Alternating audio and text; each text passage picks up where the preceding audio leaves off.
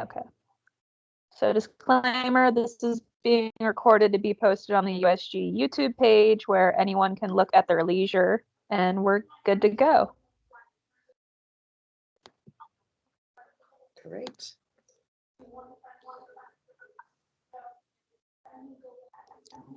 Good. Shall I introduce myself? Okay. Hi, I'm Heather Pollack. I am the coordinator of study abroad for the University of Akron. Hello, Carl. I see you joined us, and Logan. Great, Kayla. I'm super excited to be able to present about study abroad today because, as you can imagine, the pandemic has sort of eaten study abroad in the last almost year.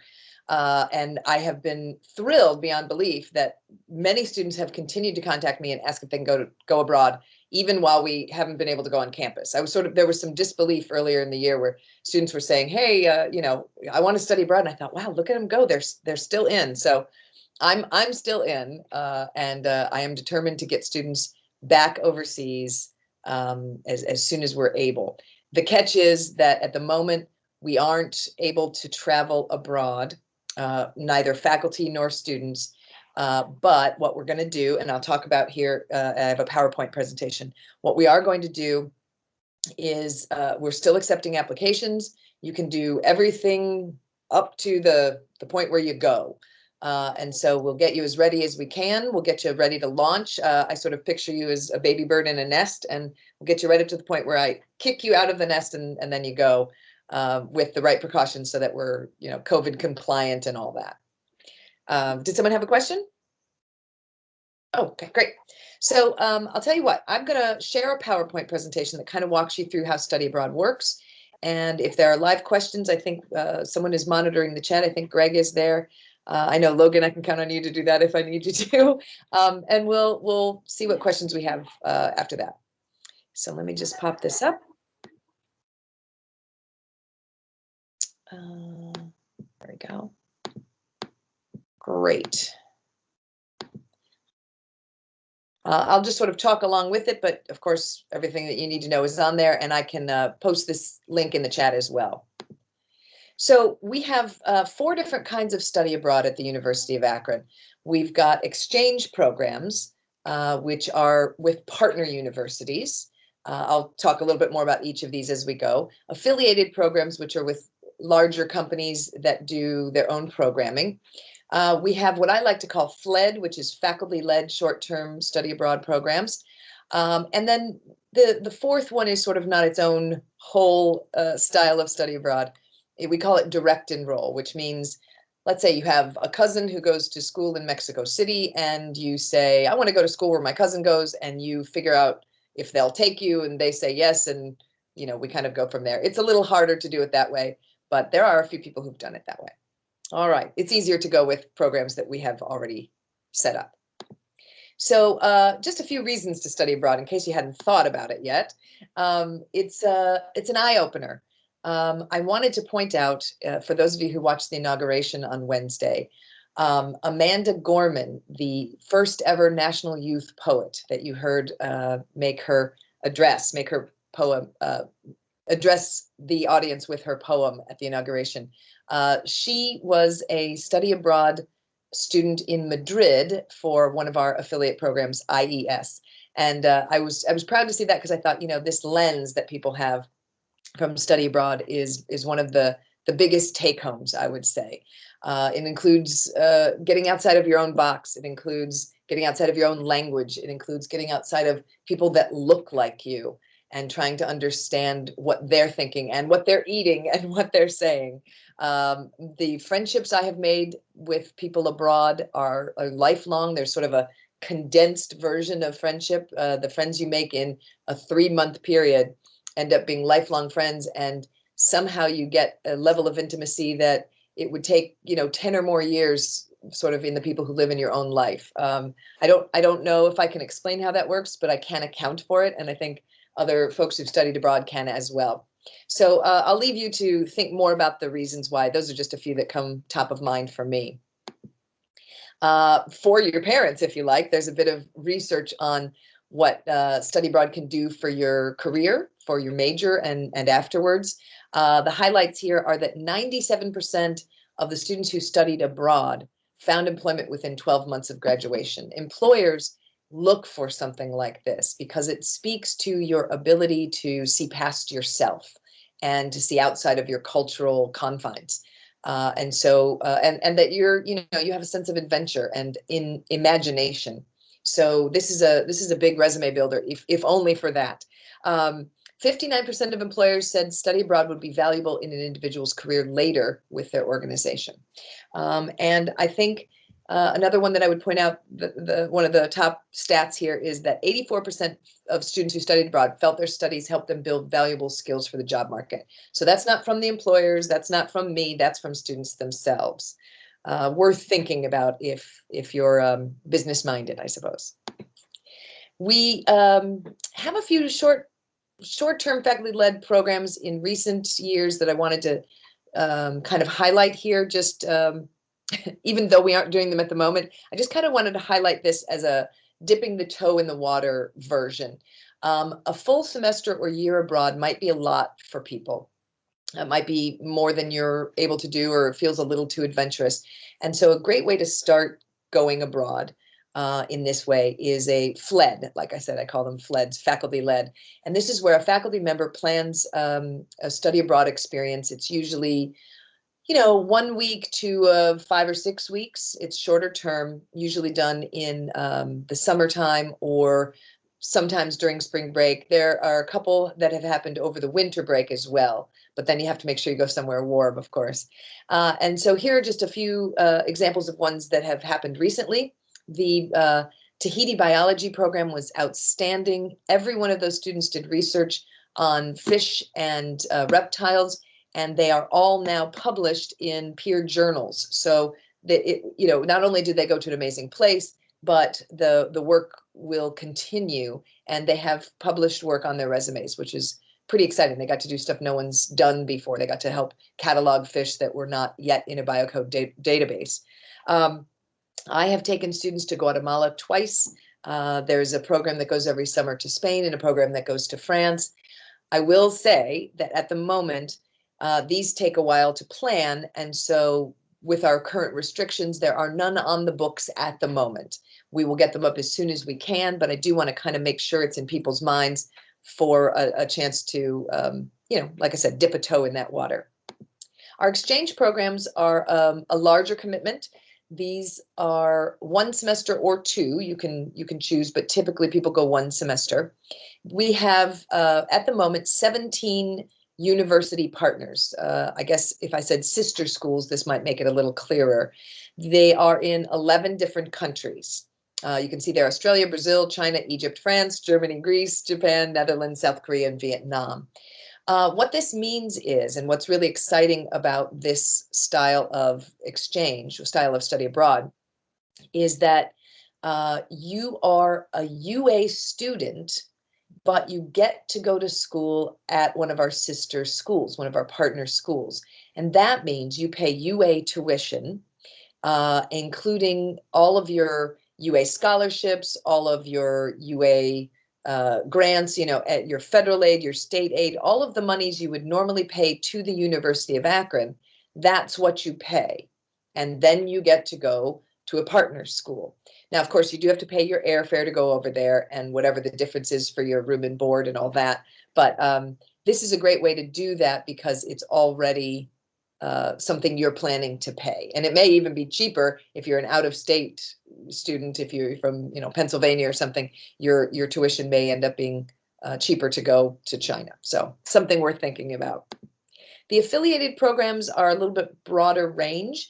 For instance, just before the pandemic hit, I came back to the US on March 9th, having been overseas, seeing some of our partners and looking for a new partner in Spain. We don't have an exchange partner as yet in Spain. It's our most requested country. People come to me and they say, I want to go to Spain. And I say, well, you can go there, but not with an exchange program. That's where these affiliated programs come in. So these are companies you may have heard of. For instance, I mentioned IES a moment ago. That's the company that Amanda Gorman went with. There are several others. We have 12 that we're partnered with, and they have programs built in and sometimes custom made for your major, for the country you want to go to, or just a language experience you want to have. They have them sort of built in at those platforms. So when students come to me and say, for instance, I had a student who went 2 years ago. She was a pre-med student, and she studied in Sydney, Australia, and did a program with one of our partners that was pre-med, and it included an internship. And so she got to do all of that. Her choice wasn't, she wasn't dying to go to Australia. She was dying to do a medical program abroad. And it turns out there was one in Australia, and that was exciting for her. So she went there. So you can kind of pick by major, or you can pick by region, or, whatever else motivates you. So these are great options. This is an important question. People want to know what they have to pay for. Tuition and fees and accommodations are sort of the biggies. But as I said, you can see a little asterisk there. As I said, depending on if you go with an exchange program, the tuition may already be sorted out for you. So the first thing I tell students to do when they decide where and when they want to go is make an appointment with our study abroad or with our financial aid office. There are dedicated study abroad office hours, and they can tell you what your money map looks like, what you're already working with, what UA monies you have that will apply for study abroad.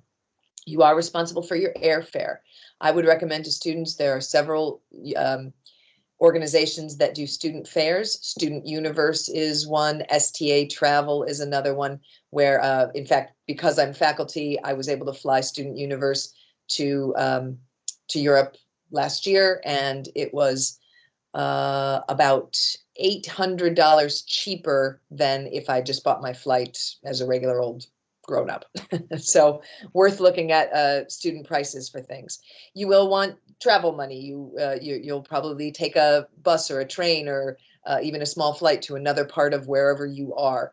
You'll pay for whatever meals aren't included in your dorm plan or whatever else you're doing for housing. You will need a passport. Going anywhere outside of the US requires a passport, even Canada and Mexico. So you'll want to do that ahead of time, and we can help you with that at Zip Assist. They have a passport clinic, if you like. And we do require you to purchase travel and medical insurance. It's a one-go purchase. It's $1.52 per day. It's about the cheapest insurance you'll ever get, but we do require you to have that for the time that you're gone. Okay, let's see what else here. Oh, getting a little help with that. There are several scholarships on our website, which is, by the way, study-abroad, right? You go to the U Akron website and you just put in study-abroad and there you are, or just education abroad and you'll find it. But we do have some scholarships. The biggest of those is the UA Women's Committee Ambassador Award. And that is they give away once a year. You have to apply for that. The OIC, we call it, the Ohio International Consortium, has a scholarship. There's several of them that you can find on our website, but you can also go out to national sources as well, and groups that you're a part of, Girl Scouts or your old high school, or, there are lots of ways to get people involved to help you with your study abroad costs, because everybody wants to be a part of study abroad. I will also say, even though it may sound like an unpopular opinion, there are plenty of reasons to get out student loans, but I would say none so great as a study abroad experience. Even if you're a person who has no student loans, but you want to study abroad, this is the time to get a student loan. This is a good reason to take that extra money. This is an experience you won't be able to have when you're no longer a student. So this is the way to use that kind of money if you can get to it. Here are the rules. I'll go through them very quickly, but they're all, of course, posted on our website. You must be 18 at the time of studying abroad. We look for a 2.5 GPA and above. You must be a full-time student at the university. You must be going toward a degree. Otherwise, I'm sure we would just have random people sign up for one class so that they could study abroad. So we don't do that. We want you to be a sophomore or higher, and you have to get. You have to put in there's a form for the Student Conduct Office. I can't think of the name of it right now, forgive me, but you'll get approved by the Office of Student Conduct. If you have something on your record, like you pulled the fire alarm in the dorm your freshman year, this does not mean you can't study abroad. We're looking to make sure that we're responsible in sending you abroad, that this is a good fit for you, that this is a good fit for our partners, for the places where we're sending you. So this sort of set of criteria helps me evaluate your readiness to be out of this country. You don't have to speak another language. If you go to France, you don't have to speak French. All of our partners offer classes in English. It doesn't mean that anything they have at that university will be taught in English. Of course, if you imagine that anyone from around the world would come to the University of Akron and say, I expect all my classes to be in Hungarian, right? That would be preposterous. We would laugh. Well, we can't expect our partners to do that as well, but they do have a range of classes offered in English so that our students traveling abroad can take classes in their native language. I do encourage students going abroad to take at least one class in the language of the country where you're going, simply because so much of culture is transmitted through language. I think it's really important to try to do that if you can, or at least do some of it on your own before you go. There are several language programs you can participate in. We do have some deadlines. As I said, at the moment, we are suspended on travel, but I can still take applications and get you ready for going. So this time of year, we're getting stuff ready for fall of 2021. We do it a semester in advance. So by mid-March, I should have all of your application details, and we should be getting ready to push you into and then out of that nest. And then by October, we would have everything lined up for spring of 2022. Sometimes the affiliated programs and/or if you do a university simply on your own, those might have different deadlines, but they tend to be a semester in advance. So you can check their websites to make sure that you know when you have to get your details into them. Here's the part where I want to make sure we understand what's happening at this current moment. Because all of UA travel is suspended, and this includes faculty, we are only able to take your applications. We're only able to answer your questions and stoke your interest, but we can't quite send you until the time when it's a little safer and the borders are open on both sides of the exchange. We don't want to send you to a country that we won't be able to get you out of later. And likewise, we don't want to send you to a country that is struggling more than we are with the virus, although I think that would be hard at the moment. I think we're the worst. So what we're doing is making these two caveats. You can make all the preparations to go right up to the point where you will pay for anything that's non-refundable. If you make a deposit to go, but it's refundable, that's fine. But we won't let you do anything like buy airline tickets or apply to a program where the deposit is non-refundable, because the university can't cover that if all of a sudden this thing doesn't get to go. It would be out of our hands if the world said, COVID's too bad, you can't leave. And so we don't want you to be financially indebted for something you're not able to do. So we will prevent that. The other thing is we want you to enroll for classes at the University of Akron, so that if at the last moment this program isn't able to go, or if we have to push forward for a semester, that you can still go on with your education. The last thing we want you to do is put all your eggs in the study abroad basket, miss all the classes you'll need for your major, and then when the study abroad program doesn't go, then you're kind of SOL sitting on the sidewalk thinking, I guess I'm going to have to get a job for the semester because I can't get into any classes. We want you to be prepared to have all of your classes ready to go as if you're staying here. And then if the yes comes to go, then we'll send you. Last little note there, once again, is that the faculty-led programs are suspended at the moment because we don't have any that are planned. As you can imagine, it takes quite a bit to get a faculty member who has the time to do it and has a program organized and then a partner overseas. And so with all the uncertainty, we haven't got any of those in the hopper at the moment. Hope to do that maybe for next summer. That's my goal. All right, questions. I will stop sharing this and we will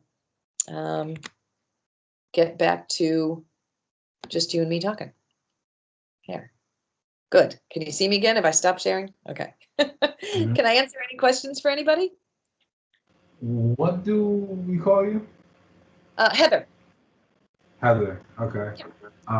If there's a case where say it's the junior senior year of a science degree, a scientific degree, how would classes, how would you go about scheduling classes for another school? Great question, Carl. So what we do is, what I advise students to do is look, for instance, if you know, are you, what year are you now, Carl? Freshman, sophomore, junior. Like Perfect. it's You have some enrolled CCP. as a Okay. right. So let's just call that sophomore for the moment, but you know you want to study abroad your junior or senior year. So what I would advise you to do is you go to your advisor, your regular advisor for your major, and you say, I know I want to study abroad. I think the time I want to do that is my junior year. You don't want to go 2 weeks before you're trying to do this, right? But you go in and then you map out with your advisor. Let's say your advisor is Sally, right? And you say, Sally, what's the best time for me to go? Because especially with science degrees, sometimes there are classes that you have to take right back to back, or they're only offered once a year. Like it's only offered in the spring and you have to have that, and you can't go on to the next class until you've had that. Sometimes those get a little tricky. So your advisor will know how to tell you, when the best time is. I'll give you a quick example. In the engineering department, they have determined that the summer after sophomore year is the sweet spot, because it's before there's an internship.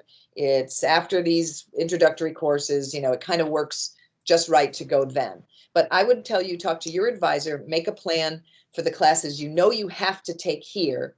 And then also classes like humanities classes or electives, something that you can take somewhere else. And here's why. Let's say you're a science major and you want to go to Japan, right? We have a partner there, Kansai Gaidai. One of the great things about going to Japan is, especially if you're a science person, you could take a geology class there, right?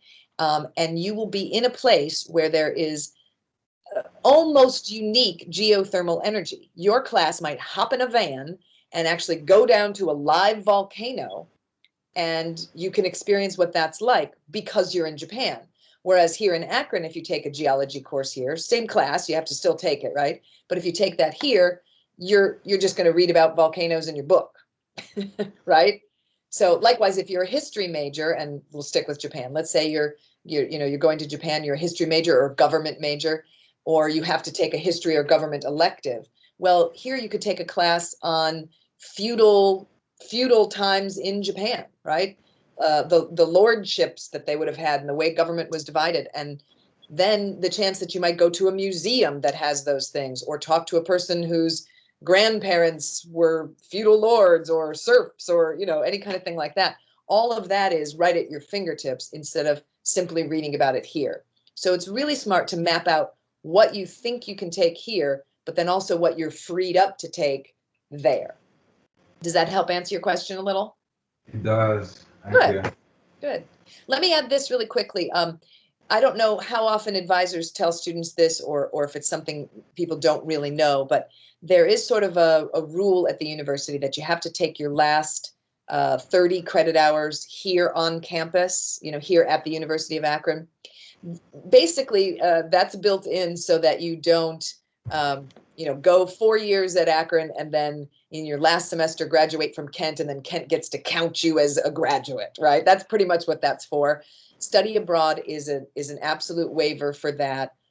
You are allowed to do your final semester of your undergraduate degree at an overseas university. That's perfectly reasonable. So you don't have to let that stop you if that's an issue. Good. Other questions? Logan, I hope you won't mind if I put you on the spot for a moment, but Logan, I'm introducing Logan here, who's to my left, but Logan was studying abroad last year, in fact, at this time in China at one of our partner universities. He did end up having to cut his time a little short because of the virus, but I was wondering if maybe if you guys wanted to ask him any quick questions, or if I could just ask him to share a little bit of his experience. What do you think, Logan?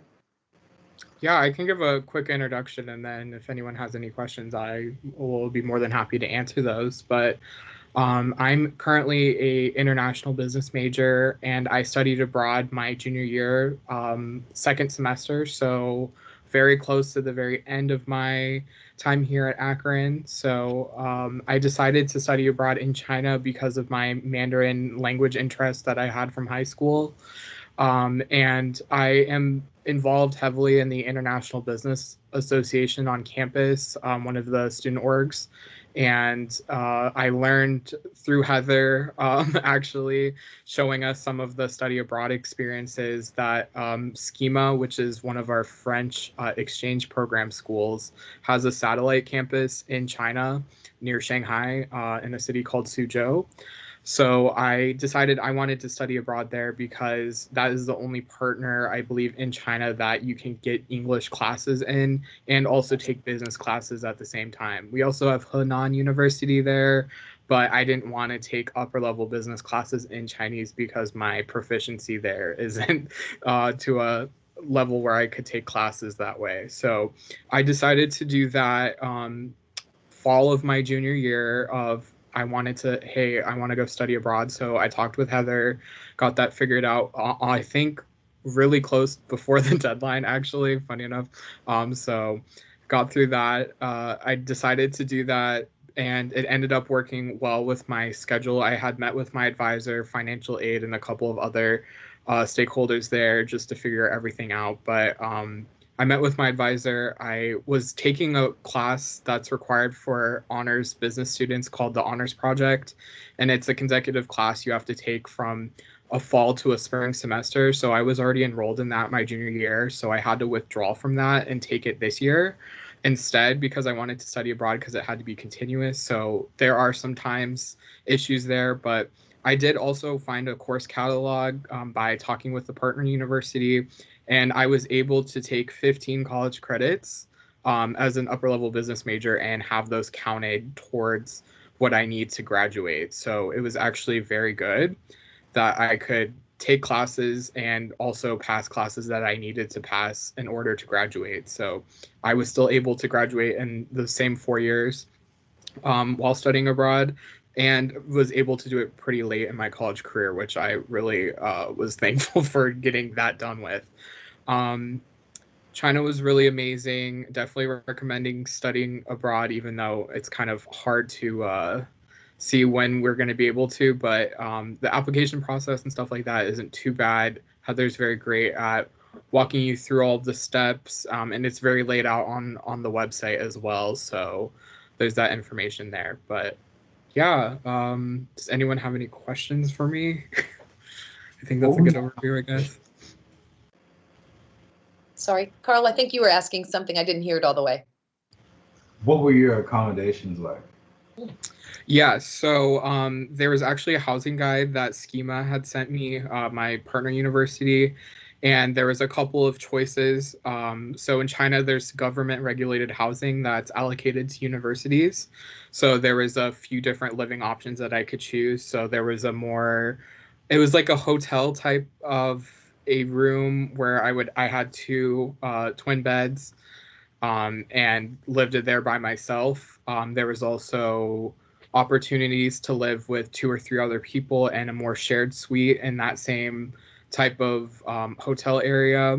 And then that facility was actually 5 minutes away from campus, so it was actually very close. There was also a more of a 4 to 6 or 8 person housing that you could live in, very small, like pods and a shared community space together with the kitchen and stuff like that. I didn't have a kitchen in my place, but I made do without it with stuff like that. That was about 20-minute walk from campus. So, and then there was some more opportunities outside of the area that were a little bit further away, but I ended up choosing to live by myself because that's something I wanted to do. I was the only American actually at my university. So that was interesting because it was a French business school. It was mainly French students, a couple of Chinese students, Korean, and a few others like that. But I was the only American. So that's how my housing looked like. It was actually really great. I actually did move when I was there. Just because of COVID, there was a lot of restrictions on being able to have a curfew. So I had to be back to my facility by 10 or I wasn't allowed in until the next day. So because I wanted to do more things outside of those times with my friends, I decided to move to the other facility. That was a little bit further away from campus, but campus was closed by that point and we were online. So it actually worked out pretty well. Did that answer your question? Yes. Yes, it does. Thank you. Some places, I will add, some places might be different where you have to find your own housing. So you'll just work with the partner university a little bit more. But I was lucky enough that they had allocated housing by the government where you would just pick which options you prefer more. So. Let me just add really quickly about housing. And thank you, Logan. I'm so glad that you're here. It's so nice to hear your experience. For instance, Schema is the French partner that Logan was talking about. They have their satellite campus in China. One of their other campuses, one of their main campuses is right in Paris. It's obviously a very busy city. So they don't have room for dorms for that kind of thing. So they have apartments that maybe like a list of approved landlords that rent to students. And so when I've sent students there, they look on these lists for apartments, or there's a housing Facebook page for that university. And so they kind of, former students sort of pass on good, this was a good landlord and this was a good apartment and this was central to campus. And, there's sort of a way of crowdsourcing an approved place to live. None of the universities kind of leaves you on your own to just sort of wing it. But depending on if it's a rural university or if it's an urban university, it just depends on what they can offer. Several of our partners also offer a homestay option, which I think if you're traveling abroad in order to learn a language, this is a great option because you'd live with a family and they'd be speaking to you in that language, and eventually you would be, you'd become fluent pretty quickly. So that's another option. And then I'm pretty sure there's some options out there. I believe Yonsei in South Korea does this, where they actually have dorms. I don't know if they're on campus or close to campus, and they have some universities provide housing stipends to incentivize students. Yeah, they're the only one that does, Yonsei, which has changed their name to Campus Murray, but they do. That's pretty impressive. I'll just speak to that very quickly. They're so tuned into the global experience that they're a university that wants all of their students to have an international experience. But as you can imagine, sending all of your students abroad is a pretty big feat. So what they decided to do instead, which is really thoughtful, is make it really attractive for people from other countries to come to them.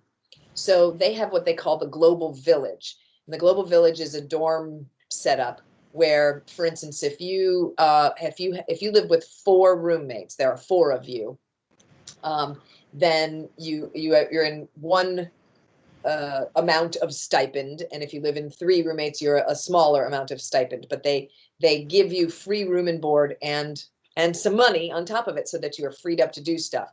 And so, of your 4 roommates, you might have one person from Korea, one person from the US, one person from Nigeria, one person from Ireland, right? So not only are you at school in Korea, but you now have roommates from other parts of the world, and they have you, right? So there's this extra layer of international experience. It's the best model I've ever seen. I wish everyone would go there. I wish every one of our partners would do it that way, but I feel really lucky that we're partnered with them. Is it Olinka? You're close. Olayinka. Olayinka. Okay, I slurred that a little much. I'm sorry. Olayinka, I'm Heather, and I didn't know if you had any questions, and I've been sort of talking to Carl and Logan. Anything we can answer for you? Yeah, I was actually going to ask a question that's kind of more pertaining to my certain maybe place that I'm currently in. So just a little background. I am a 3rd-year biomedical engineering student. And I guess before I even continue, when you said like the sweet spot is after sophomore year, before junior year, whatever, because ideally I'm on that 5-year kind of 5-year system where one of the years is like or a couple of semesters are co-op. So I guess maybe if I would have known this, that would have been great. I'm kind of in obviously the end of my third year, going to start my fourth year. I'm actually starting co-op this coming summer. But in my own experience in my past, I've actually I took college level German in high school, and then I did a German exchange program in my high school. We did with Nuremberg students. It was awesome. Like I had a student, he stayed with me for a week or for 2 weeks, and then I stayed with him probably a couple months later for 2 weeks in Nuremberg. And we traveled all across like Germany. It was super fun. And even like when you mentioned Nigeria, I kind of smiled because my dad, and I'm Nigerian, and wow, cool. my father took my mother and I to Nigeria back in 2017. So I have a little experience with like just a tad bit of international travel. But kind of one of my goals in life is I want to visit every continent, all 7 of them at least once. And obviously, I got a couple of them out the way. But I would love to like travel either to Asia or South America or Australia. I don't know if there's anything in Antarctica, who knows? But I guess, again, kind of pertaining to my situation is that like probably what wouldn't apply with me the best way would be a whole semester long. Obviously, because I have like specific technical classes they have to take here, or again, I'm on co-op, and like you said, like there's classes back to back, or like the engineering, as you know, is a pretty set system, which is kind of hard, but it's fine. But something like the I forgot the acronym, but where a professor fled, something. Yeah. Fled, you're right. I would love to do I'm super interested in that, whether it's like a week right after school ends, like before summer, like in the middle of school. End of school, like beginning of summer, that would be awesome because I would love to do something because I did something like that again, like I mentioned in high school, and I've always wanted to do something like that in college. But again, with how the engineering curriculum is, and me personally, I'm an RA on campus. I'm part of ZPN. I have a lot of things on my plate, so probably during the school year is not the best for me. But I still would want to do something. So then when you mentioned FLED, that's perhaps maybe in the summer. I'm super interested in that. So I kind of just want to bring that up and see if there's anything like that. And like you said, there is. But whether that's me maybe like putting in an application, because I'm smiling. I came here because I really want to do something this summer. Good. Well, let me say, Olenika, the FLEDs are a little dormant at the moment. I myself have taken students to Guatemala twice, and I was there a year ago now, right, or in earlier January, and I feel like this craving. But so I can assure you that all of us who lead them want to get back in the saddle. But let me say, and I was saying this to Logan earlier today. We met. We're trained, right? When we go to school, we're trained. Okay, you get out in 4 years, you do this, you do these classes, and then you get your job, and don't let anybody mess with that template, right? But here's the truth, right? Whether I'm kind of being if this is upsetting, I apologize in advance. Nobody actually cares if you graduate at age 21 or age 22. Like the truth is, the world is not going to shoot you down for graduating a year behind. It might kind of ding you if you do that to sit around in your basement and play video games and eat fast food, but it's not going to ding you if it's because you studied abroad somewhere. Do you know what I mean? Like this is a really valid reason to extend your education. If the math doesn't work and you can't take those classes back to back, or the RA-ship or the internship or whatever it is, the co-op doesn't kind of line up the way you need to, I would really hate for students to say, oh, well, I guess I can't go, and then regret it for the rest of their lives. I guarantee you, if you ask 10 people who've been out of college for a decade, their biggest regrets, 9 of them will say to you, I didn't study abroad and I wanted to. I guarantee you that. I will give you $5 if you run that experiment and it's not that answer, right? In fact, and you give me $5 if it's 10 out of 10, right? But so here's the thing. This is a valid reason to take time that disrupts your normal template. If you need to be an undergrad for an extra semester or an extra year so that you can get study abroad in the mix, do that. Do that. It is worth it to do it. You won't get this opportunity after you're an undergrad because you'll be jumping into your job and you'll be jumping into your mortgage and you'll be jumping into whatever else comes next. And then you'll say, man, I wish I would have had 4 months where I could live the way a student lives, which is cheaply, and be in another culture, right? So don't hesitate to make that leap. And even if people are wagging their finger at you, you come get me and I'll back you up, because this is something that's valid. And if if you're kind of sitting around that semester and thinking like, what else will I do if I'm going to extend my college by a year or a semester? There are minors that you maybe have started and don't know about. If you can pull this class and this class together and all you need is one more class and it's a minor, well, that looks better on your resume anyway, rather than just some floating around credits, right? You can take one of those classes you've always wanted to take, like a drawing class, but you never felt you had time for it. The university doesn't give me extra money if I talk people into staying longer. I don't want you to think that's the case. There's no cut in it for me. But, if you can do it without breaking the bank, especially if you have scholarships, if you can stay an extra semester and that will give you the time to study abroad, you should absolutely do that. Can I ask a kind of a clarifying question? Sure. So it's interesting because that there's kind of two sides to that. One, I'm kind of not really opposed to that at all, because when you mentioned minor over quarantine, I've really recognized that I love finance. It's weird. It's not weird, but it's I really, I love investing. I love debt reduction. I love interesting in taxes. I don't know how that just came to me, but it's interesting. And I kind of wanted to maybe look into a finance minor on top of my BME major. So, I mean, that's always out there. So I was always thinking about that. And if it extends by one semester like that, I mean, that's fine. Or a year, that's fine as well. But then also the other side of it, and my question is there anything that's maybe a semester long, program overseas or whatever that is during the summer? Is anything, because there's stuff that's during the fall, during the spring, is there anything that's during the summer? Because ideally, again, I'm kind of starting my co-op rotation, and I think not this coming summer, but the next summer, I am taking summer classes. But if that summer could be spent taking the same classes somewhere else, is that a possibility if there's stuff during the summer? Yes and no. So our exchange partners work on, usually it's an agreement. For instance, Schema would say, we'll take 2 students from you this year, and that can be 2 students in the fall, or 2 students in the spring, or 1 student in the fall, 1 student in the spring, or 1 student for the whole year, something like that. You kind of get an arrangement of exchange. So we would do that and they would do that, and we kind of keep a tally sheet, right? So because semesters are the same length everywhere, we typically don't see that our partners offer a summer program that's an exchange like that. And what I mean is they still have summer classes, some of them, but it often won't count against our tally as an exchange partner, because the summer is shorter than a regular semester. So it's not a no, it's just we would have to look and see if they would let it count or not count. So it just depends. Depends on where you would want to go. However, the third party affiliates, the companies, the larger partners that have their own programs, they have plenty of summer long programs, a semester that is a summer, that kind of thing.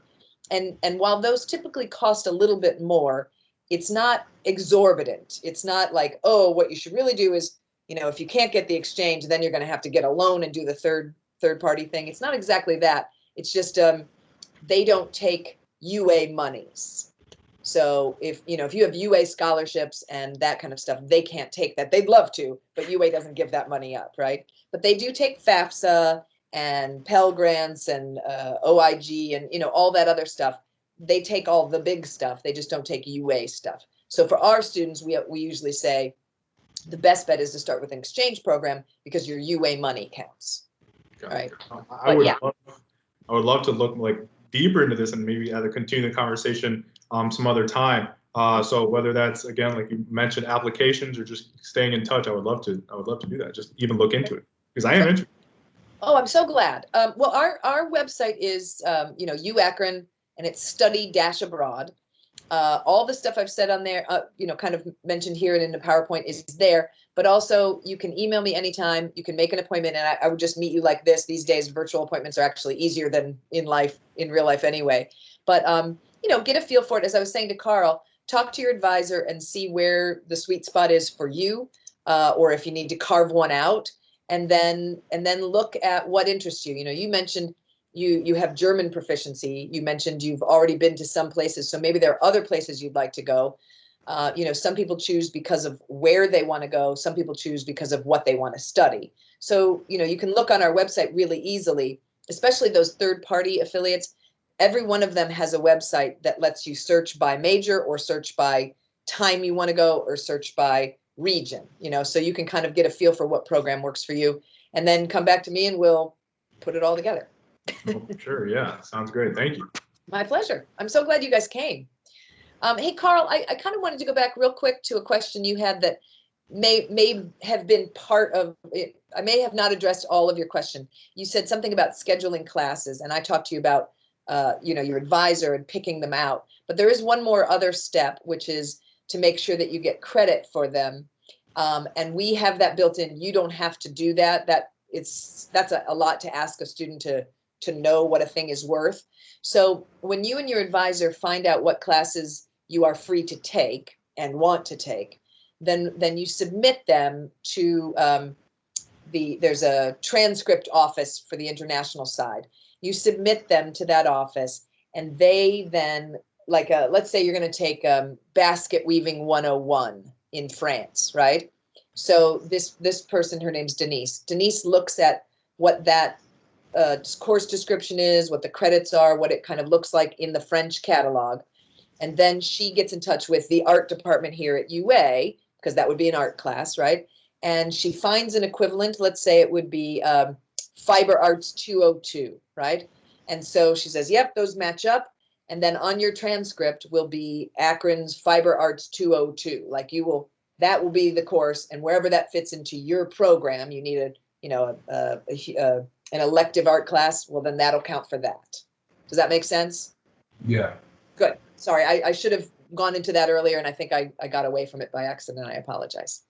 There's also a good resource out there too, Heather. I don't know if it's addressed on the website, but UAkron has the TED, or the Transfer Equivalency Database. Yep. And it shows each university that has already had transfer credits. So Schema, even though it's in China, you have to go under France, and you'll see classes that I took that I had got counted. And then, of course, there's so many other countries and even other states that you can look to see what classes transfer.